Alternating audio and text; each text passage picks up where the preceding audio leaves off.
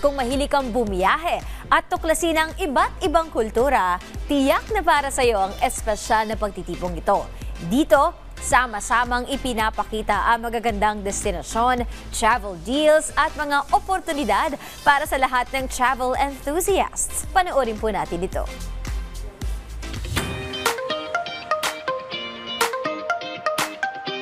Traveling to a different place may be just leisure for some, pero para sa marami, lalo na sa ating mga hardworking teachers, traveling is a dream. At ngayong Teachers Month, what better gift than the chance to relax, recharge, and explore?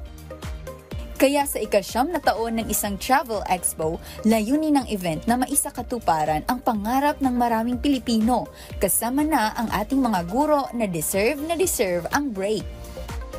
Iba kasi kapag nag-travel ka eh.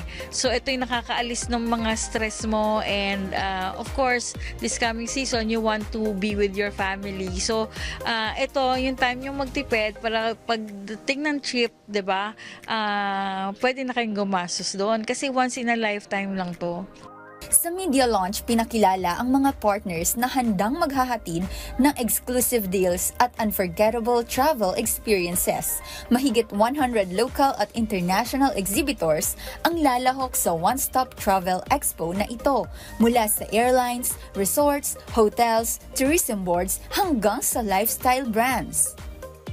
We will be featuring several new players in the industry. Because, of course, we will be featuring mga hotels, resorts, and then new travel agencies, lalo na yung mga startups. Maliban sa mga local destination, marami ring international trips ang iniaalok sa event.